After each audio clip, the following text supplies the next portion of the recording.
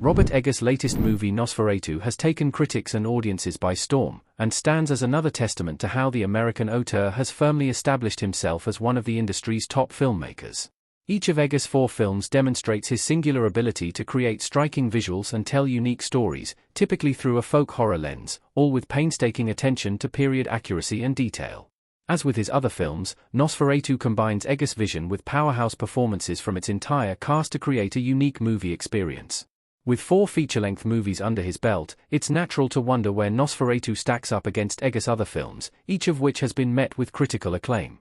Nosferatu's Rotten Tomatoes scores indicate that audiences are almost as glowingly receptive as critics are, which marks a change from Eggers' first 3 films in which the audience scores are typically far lower than the critics' scores. The vampire film appears to have lived up to the standard that Eggers set for himself as a visionary filmmaker with a distinctive style, making it difficult to rank it among his movies. Blood is dripping out of Lily Rose Depp in Nosferatu and Count Orlok in the original Nosferatu movie. Related.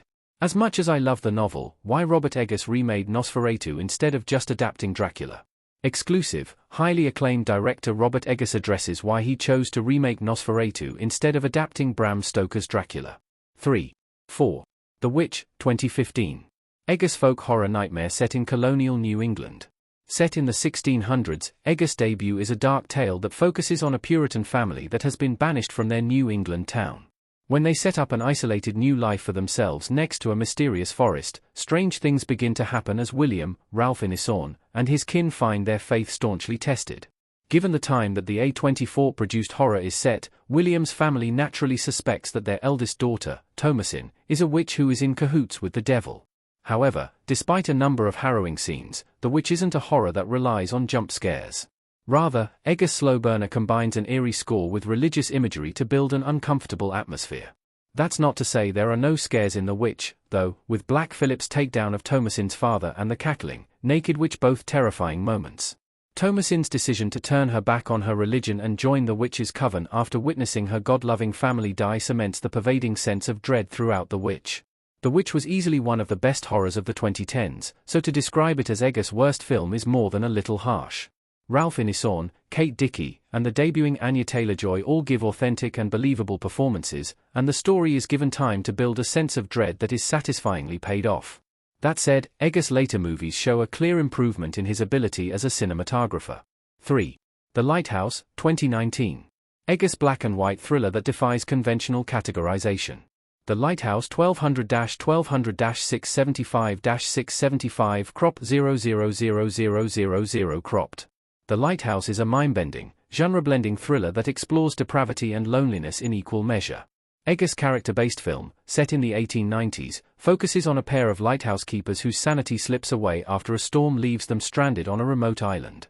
The excellent duo of Robert Pattinson and Willem Dafoe are the only faces on screen for almost the entire movie, which gives The Lighthouse an intensely insular feeling. However, where The Lighthouse differs from Eggers' other projects is that it has spots of comedy which break up the film's bleakness without detracting from the situation's intensifying dread, much like The Witch, though mythology plays a big part in Eggers' second movie, but he takes it a step further in The Lighthouse. The storyline is heavily influenced by the Greek tale of Prometheus, sailors' superstitions, and the sirens of the Odyssey. These fantastical elements, like the creepy mermaid on the scrimshaw, emphasize the blurred lines between reality and fantasy that highlight the lighthouse keeper's descent into darkness. In some ways, the production and aesthetic of Eggers' The Lighthouse are better than any other Eggers movie to date. Both Nosferatu and The Northman are visually spectacular, but The Lighthouse's monochrome palette and almost square aspect ratio set it apart from other films. The movie seems like it was produced in the century it is set in, and its unique look adds to the claustrophobic, desperate situation that the two stewards find themselves in, making Eggers' The Lighthouse a decidedly unique spectacle in modern cinema. 2. The Northman, 2022. Eggers' violent tale of vengeance with a Norse mythological backdrop. Alexander Skarsgård yells as Amleth in The Northman. The Northman's greater budget allows the director to use his talents on a much greater scale than in his first outings, and Eggers handles the transition well, using the extra funds to put on an impressive spectacle backed by a strong storyline. The Northman is based on the Scandinavian legend of Amleth that inspired the likes of Hamlet, meaning many parts of Eggers' bold tale feel surprisingly familiar despite The Northman being an original production. The Northman's bittersweet and brutal conclusion is particularly engrossing, and it drives home the strong narrative.